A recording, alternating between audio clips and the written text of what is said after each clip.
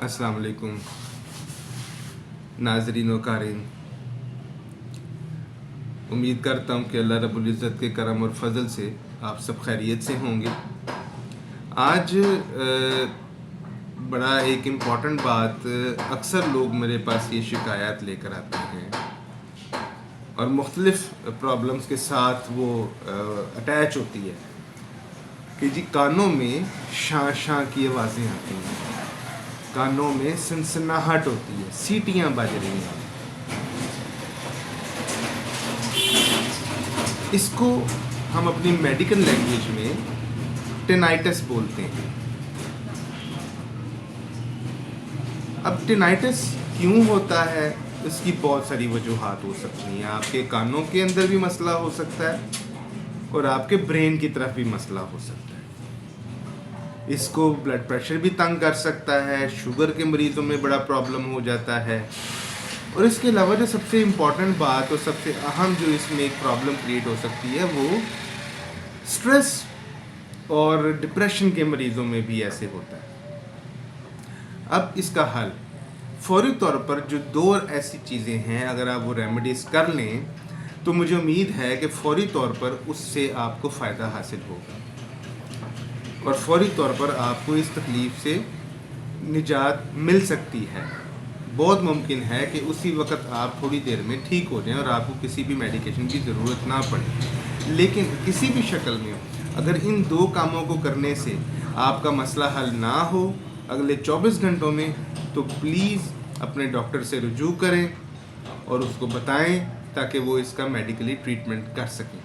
अच्छा, सबसे पहली चीज़ ये है कि अपने कान को, ये जो बाहर वाला हिस्सा है कान का, इसको, ये जो निचला हिस्सा है जिसको हम पिन्ना बोलते हैं, ये चीज़, इसको अपनी दोनों उंगलियों में, ये अंगूठा और उंगली, फर्स्ट इंडेक्स फिंगर और ये थंब, इसमें आपने इसको पकड़ना है और हुक एंड पुल वाली कैफियत करनी है। कैसे करनी है जी? इसको आपने हुक करना है, बाहर को खींचना है और ऊपर की तरफ ले जाना। 1 and 2, hook and pull, hook and pull. ठीक है जी। जब आप इसको हुक करेंगे और पुल करेंगे, यानी बाहर की तरफ खींचेंगे इन दोनों उंगलियों के साथ, आपके इंडेक्स फिंगर और आपके थंब के साथ, और इस तरह दबा कर आपने इसको हुक एंड पुल किया, तो कम से कम 10 मरतबा आप इसको करें और 5-6 मरतबा इस चीज़ की प्रैक्टिस करें, इसको रिपीट करें।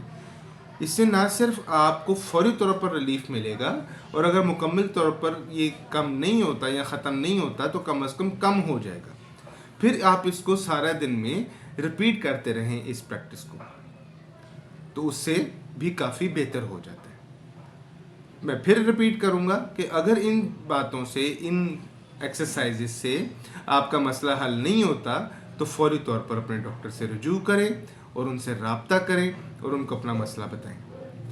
दूसरी चीज़ जो आप कर सकते हैं होम रेमेडी के तौर पर, एक्सरसाइज के तौर पर, वो ये है कि आपने इन 2 फिंगर्स को इस्तेमाल करना है, फर्स्ट एंड सेकंड, बिल्कुल इस तरह जैसा कि ये एक पेपर है और आपने इसको, इस फिंगर को इसके ऊपर रखा और क्लिक किया, पंच किया, आपको आवाज़ आ रही होगी, पंच किया, ऐसे बिल्कुल आपने इसको हिट किया। ठीक है जी। बिल्कुल इसी तरह आपने सबसे पहले अपने दोनों कानों को ऐसे दबाना है और एक वैक्यूम बन जाएगा, एक खला बन जाएगा, आपके कान आपकी हथेली के साथ ये बंद हो जाएंगे। और उसके बाद ये जो सर के पीछे उभरी हुई हड्डी है, सर की जो पिछली हड्डी है, इसके बिल्कुल जड़ में आपको एक उभरा हुआ हिस्सा मिलेगा। आपने ये प्रैक्टिस दोनों हाथों से वहाँ पर करनी है। ठीक है जी।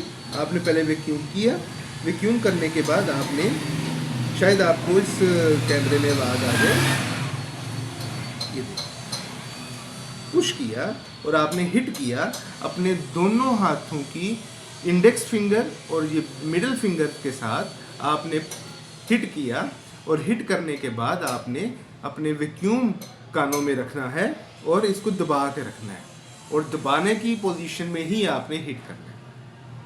तो इस तरह से ये 2 एक्सरसाइज आप करते हैं, और ये जो आपने हिट करने वाला काम करना है सर के पीछे, ये कम से कम 10 मरतबा करें, थोड़ी देर के बाद फिर 10 मरतबा करें, और इस तरह से इस एक्सरसाइज को वक्तन फ़वक्तन सारा दिन में रिपीट करें। तो मुझे उम्मीद है कि एज ए घरेलू रेमेडी बतौर एक्सरसाइज, इससे कानों की सनसनाहट, जिसको मैंने बताया कि टिनाइटस बोलते हैं, इसमें खातिर खा फ़र्क पड़ेगा।